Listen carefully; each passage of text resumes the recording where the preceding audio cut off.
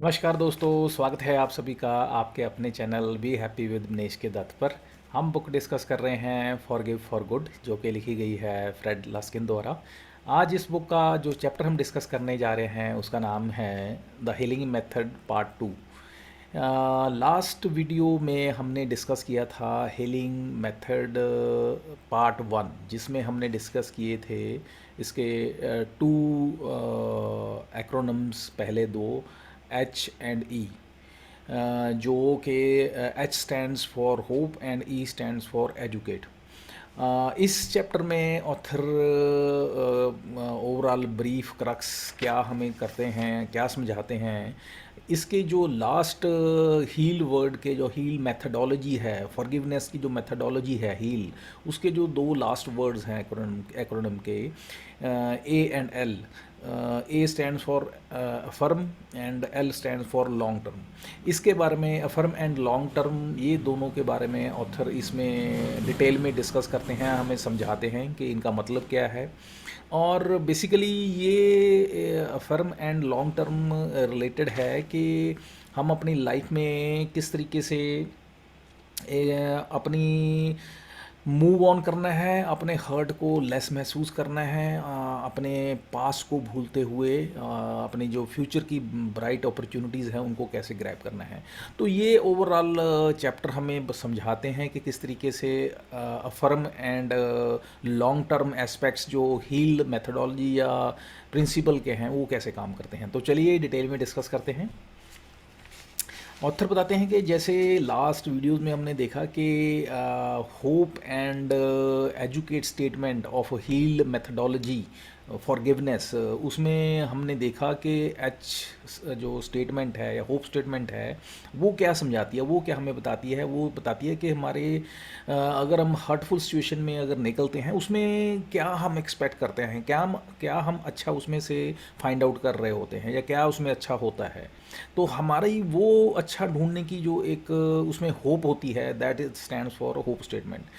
And E statement या कहते हैं एजुकेट स्टेटमेंट, उसमें यही होता है कि हम जो भी एक्सपेक्ट करते हैं, जो भी हम चाहते हैं, ये ज़रूरी नहीं है कि 100% वो हमें मिले। कई बार जो हम चाहते हैं हमें नहीं मिलता है। हमें इस चीज़ को अंडरस्टैंड करके चलना चाहिए कि everything we want is not always fulfilled. तो ये E stands for educate statement. तो ये दोनों जो स्टेटमेंट हैं, H and E statement, hope and educate statement, ये हमें पास्ट के बारे में बताती हैं, जो कि हमारे पास्ट में हमें हर्टफुल सिचुएशन में जो कुछ हमारे साथ हुआ उसके बारे में ज़्यादा फोकस ऑन करती हैं। तो अब कहते हैं हमें इस पेनफुल हर्टफुल सिचुएशन में से ये जो इसकी मेमोरीज़ हैं इसमें से बाहर आना है, यानी उससे उसकी जो एक विशियस नेगेटिव साइकिल है उससे बाहर आना है। तो उसके लिए अब हमें क्या बताते हैं ऑथर। ऑथर हमें सुजेस्ट करते हैं उस एक्रोनिम के हील के दो लास्ट वर्ड्स जो हैं E and L. E stand A and L. A stands for affirm and L stand for long term. affirm and long term जो हैं ये एस्पेक्ट्स जो हैं डिफ़ाइन करते हैं हमें कि इन फ्यूचर हमने उस पेन को भूलते हुए, उस पेट हर्ट को भूलते हुए कैसे अपनी लॉन्ग टर्म लाइफ को पॉजिटिव तरीके से एक्सपेक्ट करना है, जीना है, होपफुल रहना है। और एक नेगेटिविटी के विशियस साइकिल से निकलते हुए फॉरगिवनेस को अपने दिमाग में रखते हुए पॉजिटिविटी की कहते हैं माइंडसेट के साथ लाइफ में आगे बढ़ना है, ग्रो करना है। तो इसलिए बताते हैं कि ये जो दूसरा पार्ट है इस चैप्टर का, जो कि आज हम स्टडी करने वाले हैं, तो ये पार्ट हमें कहीं ना कहीं पॉजिटिविटी और लाइफ लॉन्ग टर्म लाइफ में आने वाली इन फ्यूचर या प्रेजेंट मोमेंट में हमें कैसे अपने आप को एक हमारी माइंडसेट होना चाहिए उसके बारे में ये ऑथर यहाँ पे सारा डिस्कस करते हैं। कुछ टॉपिक्स हैं जो कि ऑथर हमारे साथ डिस्कस करते हैं चैप्टर में। पहला टॉपिक है लेटिंग गो ऑफ हर्ट्स। अब यहाँ पे ऑथर बताते हैं कि हम देखते हैं कि कुछ लोग जो हैं लाइफ में हर्ट्स जो हैं पास्ट की उनके हुए होते हैं उनमें से बाहर नहीं आते हैं।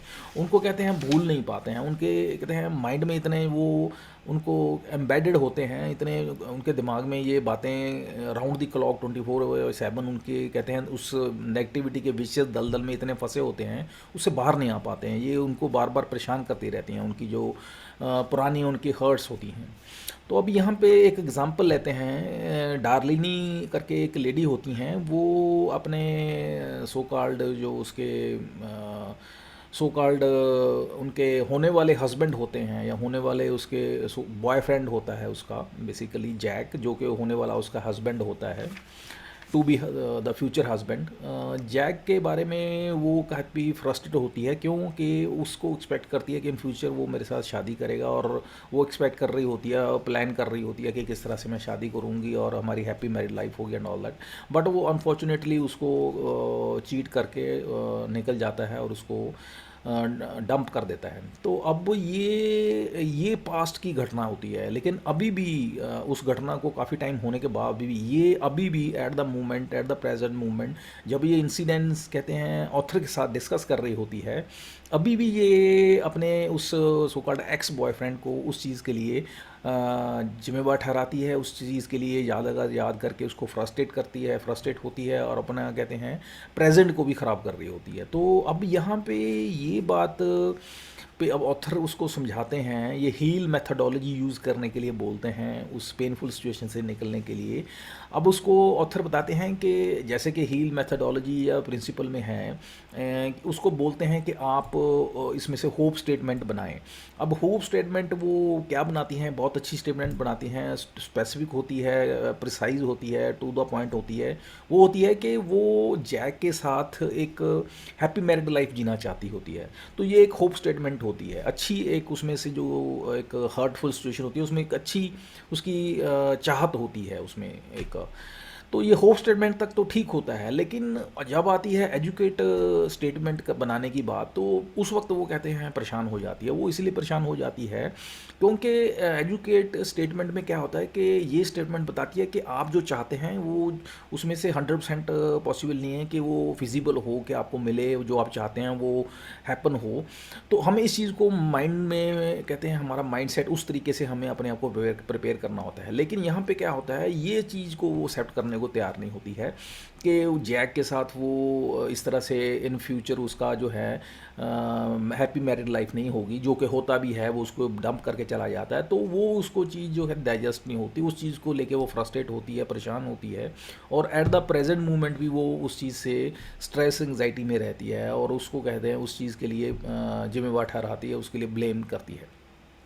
अब यहाँ पे ऑथर बताते हैं कि ये बात हमें नहीं करनी चाहिए, हमें अंडरस्टैंड करना चाहिए इस एजुकेट स्टेटमेंट को कि क्या कहती है। तो ऑथर अब यहाँ पे उसको समझाते हैं कि ये जो है आप इस चीज़ को थोड़ा उसको समझाने की कोशिश करते हैं कि आप इस चीज़ को थोड़ा समझें, और समझाने के बाद उसकी ब्रेन स्टॉर्मिंग करने के बाद अल्टीमेटली वो अपनी जो स्टेटमेंट है, ई स्टेटमेंट है, एडुकेट स्टेटमेंट है, उसको ठीक करती है, और उसके बाद क्या है वो लाइट महसूस करती है, अच्छा महसूस करती है, और अल्टीमेटली बाकी जो इसके स्टेप्स हैं उसको फॉलो करती है। और with due course of time क्या होता है कि वो पूरा इस so called agony, stress, anxiety उससे बाहर आ जाती है। ये सक्सेसफुली जो हील मेथडोलॉजी प्रिंसिपल है इसको अप्लाई करके सक्सेसफुली जो है अपनी उस हर्ट से बाहर आ पाती है। अब ऑथर यहाँ पे बताते हैं कि ये जो मेथडोलॉजी है हील, ये कोई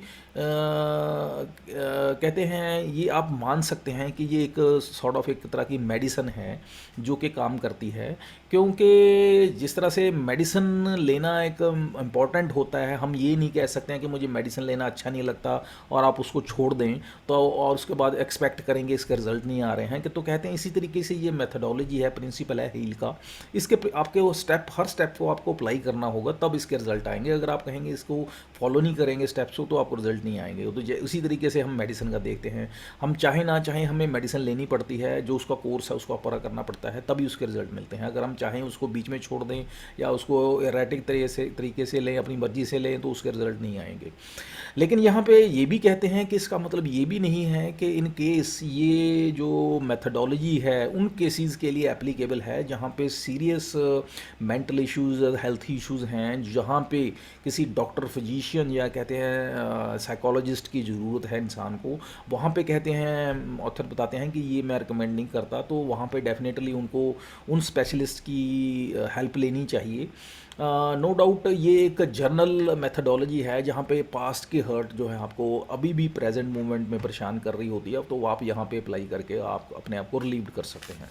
लेकिन in case of serious issues तो डेफिनेटली आपको कहते हैं कंसर्न्ड स्पेशलिस्ट को मिलना चाहिए। अब यहाँ पे ऑथर फिर हमें बताते हैं कि हमें इस मेथडोलॉजी को समझते हुए हमें फॉरगिवनेस की इम्पोर्टेंस पे आते हैं कि फॉरगिवनेस के जैसे बताया कि 3 कंपोनेंट होते हैं इसमें। हमें सबसे पहले तो ये समझना होता है कि उस हर्टफुल सिचुएशन में एक्चुअली हुआ क्या है, घटना क्या है, एक्चुअल इवेंट क्या हुआ है। फिर उसमें आपकी उस हर्टफुल सिचुएशन में आपकी फीलिंग्स क्या थी, how did you felt about in that hurtful situation, how you felt and imagined, and आपके साथ क्या महसूस किया आपने, क्या घटना आपके साथ घटी, आपका उस वक्त की फीलिंग्स क्या थी उसके रिगार्डिंग। थर्ड जो है उसका पार्ट होता है कि आपने उस घटना के बारे में अपने नज़दीकी 3-4 सो कॉल्ड क्लोज फ्रेंड्स को, रिलेटिव्स को, आपने उसको उनके साथ वो डिस्कस करना है। तो ये जब 3 स्टेप्स आप फॉलो करते हैं तो आप कहते हैं you become ready for the forgiveness process. तो अब यहाँ पे बात करते हैं ऑथर के, ये जब हम देखते हैं कि जब हम हर्ट होते हैं तो डेफिनेटली एक फॉरगिवनेस का जो फार्मूला ऑथर बताते हैं, ये जो हील मेथड है, मेथडोलॉजी है, ये हमें इमीडिएटली तो लगता है कि पॉसिबल नहीं है, हम नहीं कर सकते हैं। लेकिन ड्यू कोर्स ऑफ टाइम कहते हैं, हम देखते हैं कि जितने भी लाइफ में हमें हर्ट्स होते हैं वो ड्यू कोर्स ऑफ टाइम ज़्यादातर वो धीरे धीरे विदर ऑफ हो जाते हैं। कहने का मतलब है कि time is a biggest healer. और लेकिन कुछ ऐसे हर्ट्स होते हैं जो कि हम पकड़ के बैठ जाते हैं, हमें डीपली इतना हर्ट कर देते हैं। तो उसके लिए यहाँ पे ऑथर ने मेथडोलॉजी जैसे पहले बताया कि हील एक ऐसी मेथडोलॉजी है जिसके साथ हम अपने हर्ट्स को कहते हैं अपने लाइफ में से बाहर कर सकते हैं और हैप्पी सक्सेसफुल लाइफ जी सकते हैं। यहाँ पे ऑथर एक और बात हमारे साथ करते हैं कि ये हील मेथडोलॉजी के साथ साथ हमें पर्ट जो है personal emotion refocusing technique, heart focus, और इसके साथ और चैलेंजिंग और आवर अनएनफोर्सेबल रूल्स, ये कुछ टेक्निक्स हैं जिनकी हम मदद ले सकते हैं। ये सारों की कॉम्बिनेशन के साथ हम देखेंगे कि रिजल्ट्स जो हैं, जो कि पास्ट के हर्ट्स हमें आज की डेट में भी परेशान कर रहे हैं, उनमें से हम काफ़ी हद तक जो है बेनिफिट ले लेते हैं, उस पास्ट के हर्ट से हम पीछा छुड़ा लेते हैं, जो छुड़ा सकते हैं।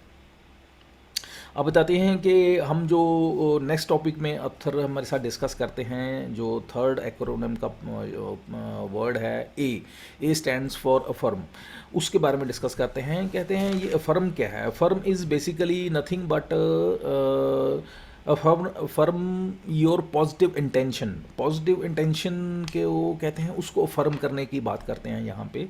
और इसमें क्या कहते हैं कि आप डीप ब्रीदिंग करते हैं, बेली ब्रीदिंग करते हैं और अपने पॉजिटिव इंटेंशन को अफर्म करते हैं, बार बार उसको सोचते हैं, उसको रिपीट करते हैं, उसको रिकन्फर्म करते हैं।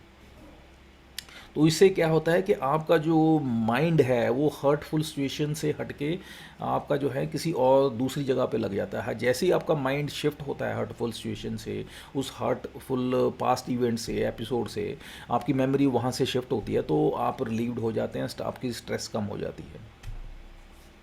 अब यहाँ पे बात करते हैं कि एक हमारे साथ जो कहते हैं ग्रीवियंस की बात करते हैं कि जनरली क्या होता है कि हम ग्रीवियंस को पकड़ के बैठ लेते हैं या उसको होल्ड कर लेते हैं, तो उससे क्या होता है कि हम जैसे पहले बताया कि हम फिज़िकली मेंटली जो हैं स्ट्रेस एंग्जाइटी में आते हैं पहले, फिर उसके बाद हमें प्रॉब्लम्स आनी शुरू हो जाती हैं।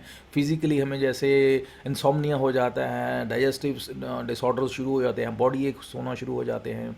मेंटली हम कहते हैं स्ट्रेस एंग्जाइटी और एन नंबर ऑफ इश्यूज़ के साथ प्रॉब्लम आनी शुरू हो जाती हैं। तो ये an number of issues start हो जाती हैं। लेकिन यहाँ पे अब एक एग्जांपल देते हैं, एक इसको टेस्टिमनी के साथ हमें समझाने की कोशिश करते हैं ऑथर। एक रॉनी करके लेडी होती हैं, वो क्या थी बेसिकली, उनके साथ क्या होता है कि उनका बचपन जो है वो बहुत एक अबेंडन्ड चाइल्ड की तरह उनका निकलता है। उनकी मदर जो है उनको छोटे होते हुए छोड़ देती हैं, छोड़ के वो कहते हैं एक फॉस्टर चाइल्ड की तरह उनकी लाइफ रहती है, और ये अपना बचपन ऐसे ही निकालती हैं एक फॉस्टर चाइल्ड की तरह। तो अब बड़े होके ये क्या है, मैरिड लाइफ इनकी जो होती है वो भी डिस्टर्ब होती है, और इन सभी चीज़ों के लिए वो अपने जो मदर को जिम्मेवार ठहराती हैं। अभी भी आज की डेट में भी जितने भी इनकी लाइफ के फेलियर्स हैं, फ्रस्ट्रेशन हैं, उनके लिए अपनी मदर को जिम्मेवार ठहरा रही होती हैं। तो अब ऑथर यहाँ पे इनको कहते हैं कि अभी ये आज की डेट में जो आप अपने फेलियर्स के लिए रिस्पॉन्सिबल अपने मदर को ठहरा रही हैं, जो कि पास का बहुत ही 50-60 साल पहले का इंसिडेंस है, उसके लिए आप जिम्मेवार ठहरा रही हैं, तो ये गलत है। और यहाँ पे उनको ये प्रैक्टिस करने के लिए बोलते हैं हील मेथडोलॉजी। तो अब यहाँ पे बात आती है कि उनको बोलते हैं कि आप फर्म स्टेटमेंट जनरेट करें, या आप कहें आप अपनी पॉजिटिव इंटेंशंस जो हैं वो डिफ़ाइन करें, उसको लिखें क्या है। तो ये यहाँ पे बताती हैं कि ये मेथडोलॉजी में अपनी प्रैक्टिस करती हैं, ये हील मेथडोलॉजी में ये अफर्म स्टेटमेंट में बेसिकली क्या करना होता है। इसमें क्या है कि आप ने जैसे पहले बताया, आपने डीप ब्रीदिंग करनी होती है, बेली ब्रीदिंग करनी होती है, उसमें 10-15 मिनट की ये प्रैक्टिस होती है। उसमें आपने जो आपकी पॉजिटिव स्टेटमेंट, पॉजिटिव इंटेंशन होती है, उसको अपने नोट डाउन करना होता है। और कहीं ना कहीं ये जो आपका ये जो मेथडोलॉजी है, ये जो स्टेप है, इसमें जैसे पहले बताया ये 15-20 मिनट का जो स्टेप है, इसमें डीप ब्रीदिंग होती है और आंखें बंद करके आपने अपने ब्रीदिंग पे फोकस करना होता है, अपने हार्ट पे फोकस करना होता है, और पॉजिटिव फीलिंग्स को हार्ट में महसूस करना होता है।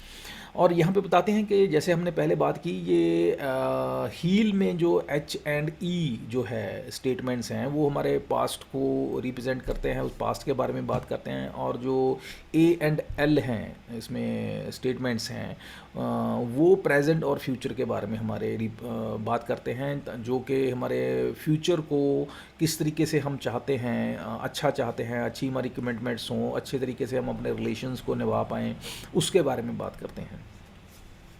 Next topic is L stands for long term. अब यहाँ पे लॉन्ग टर्म क्या है? लॉन्ग टर्म मीन्स कि long term it means long term commitment to follow the positive intentions as well as use the heal methodology. This is L stands for, L stands for long term uses of positive intention and heal methodology. ये है इसका मतलब long term का। अब ये practice को जो है कहते हैं अपने मेथडोलॉजी को यूज़ करना है, लॉन्ग टर्म में यूज़ करना है, और पॉजिटिव इंटेंशन को दिमाग में रखना है, जो कि ज़्यादा बहुत इम्पॉर्टेंट है। अब यहाँ पे बात करते हैं कि आपने ये जो स्टेटमेंट आप बनाते हैं, लॉन्ग टर्म स्टेटमेंट बताते हैं, कहते हैं इसमें ये 3-4 टेक्निक्स हैं जो यहाँ पे हमें हेल्प करती हैं। इसमें पहली टेक्निक है कि आप उन लोगों को मिलें या उन लोगों को कांटेक्ट करें जो कि सक्सेसफुली ऑलरेडी कहते हैं हील अप हो चुके हैं, ग्रीवियंस से, इस तरह की सिचुएशन से निकल चुके हैं। उनको मिलें, उनको देखें, पूछें, समझें कि उन्होंने किस तरह से हील मेथडोलॉजी को लाइफ में इम्प्लीमेंट किया और कैसे वो सक्सेसफुल हो पाए। इस तरीके से आपका मार्गदर्शन होगा, आपको पता चलेगा, आपको एग्जांपल मिलेगी, तो आपको भी एक पॉजिटिव आपको थ्रस्ट मिलेगा कि आप भी कर सकते हैं इस तरह से। सेकंड टेक्निक है कि आप अपने घर के किसी मेंबर को एक तरीके से उनको अप्रिशिएट करें या उनको बोलें, उनको गिफ्ट दें या उनको एक टोकन ऑफ अप्रिसिएशन दें, जब भी उनको ये कह के कि जब भी मैं इसको वायलेट करूं, हील मेथोडोलॉजी को यूज़ करने वक्त वायलेट करूं उनको उस मेथोडोलॉजी को, तो वो मुझे पॉइंट आउट करें। यानी कि आप अपने पे ऊपर एक vigilant inspector sort of person जो है बिठाएं, जो कि आपको पॉइंट आउट करे whenever you violate the heal methodology, heal principle. तो इस तरीके से क्या होगा, आप धीरे धीरे सुधरेंगे, जहाँ पे गलती करेंगे आपको रोका जाएगा, टोका जाएगा, तो आपको को पता चलेगा कहाँ गलत है और कहाँ आपने अपने आप को रेक्टिफाई करना है। थर्ड जो इसमें एक मेथोडोलॉजी है वो है कि आपने क्या करना है, आपने फैमिली मेम्बर को, किसी को एक ये भी बोल के रखना है कि वो आपको पॉइंट आउट करे in case you just get stuck again into your hurtful situation. एक आप अपनी जो हर्टफुल सिचुएशन है, पास्ट की आपकी घटना है, आप उस ग्रीवियंस स्टोरी को दोबारा किसी को सुनाने बैठ जाते हैं, किसी को दोबारा वो उसमें फंस जाते हैं, नेगेटिविटी के विशियस साइकिल में उलझ के फिर वही अपने जो रोने धोना शुरू कर देते हैं। तो उस चीज़ को आप किसी की ड्यूटी लगाएं आप पे नज़र रखने के लिए कि अगर आप ऐसा कुछ करते हैं तो वो आपको पॉइंट आउट करे, आपको रोके कि आपने ऐसा नहीं करना है। तो ये भी एक टेक्निक है। और एक और टेक्निक है, वो क्या है, उसमें क्या है आपने करना कि आपने अपने आप को रिवॉर्ड देना है। अपने आप को रिवॉर्ड क्या देना है, आपने एक टाइम रखना है कि फॉर एग्जांपल 10 दिन, 15 दिन, महीना, वट एवर इट इज़, कि आपने इतने टाइम अगर आप हील मेथोडोलॉजी को यूज़ करते हैं, सक्सेसफुली यूज़ कर पाते हैं विदाउट फेलिंग और विदाउट वायलेटिंग इट, तो कहते हैं अपने आप को रिवॉर्ड देना है। अब ये रिवॉर्ड जो है धीरे धीरे आपने इनका टाइम स्पैन जो है बढ़ाते जाना है। तो ये एक कुछ टेक्निक्स हैं जो कि आपको अनेबल करेंगी हील मेथोडोलॉजी को लाइफ में यूज़ करने में, उनको प्रैक्टिस करने में, उनको एक पार्ट एंड पार्सल आपका लाइफ का बनाने में। तो ये बहुत इम्पॉर्टेंट है कि आप जब देखेंगे कि ये हील मेथोडोलॉजी आप अपनी लाइफ में इस तरीके से वेज एंड मीन से, प्रॉपर कंट्रोल से, एक्सटर्नल एंड इंटरनल लोगों की सहायता से, चाहे वो फैमिली मेम्बर हैं चाहे फ्रेंड्स हैं, जैसे ही आप इसको इन्फोर्स करेंगे हील मेथोडोलॉजी को अपनी लाइफ में, तो इनके रिजल्ट जो है पॉजिटिव मिलेंगे और आपकी लाइफ जो है हेल्दियर हैप्पियर एंड सक्सेसफुल होती जाएगी। Last but not the least author बताते हैं कि सम अप करते हैं इस चैप्टर को कि आप ये जो प्रैक्टिस आपने जो हील मेथोडोलॉजी का है वो है, इसका जो वाइडर वर्जन है, फुल वर्जन है, इसको आप गाइडेड प्रैक्टिस कैसे करनी है, उसके लिए क्या करना है, आपने कुछ स्टेप्स ऑथर हमें फॉलो करने के लिए बोलते हैं। पहला स्टेप क्या है, आपने अनरिजॉल्व्ड ग्रीवियंस हर्ट जो आपके पास्ट में थी उसके बारे में आपने सोचना है। सोचिए आपकी अनरिजॉल्व्ड ग्रीवियंस हर्ट जो थी वो क्या थी, उसके बारे में आप सोचिए पहले।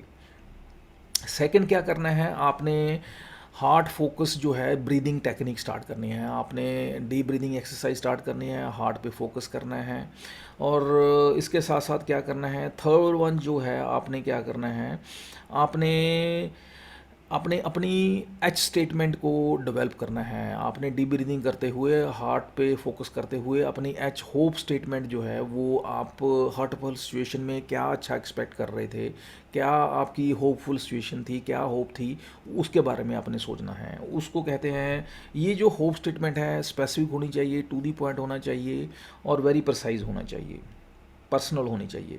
नेक्स्ट पॉइंट इज़, ये स्टेटमेंट को आपने सेंटर पे रखना है और इसको स्टार्ट करना है आई होप्ड, इस वर्डिंग के स्टार्ट आपने इस वर्डिंग या इस स्टेटमेंट के साथ इस स्टेटमेंट को इस स्टार्ट करना है।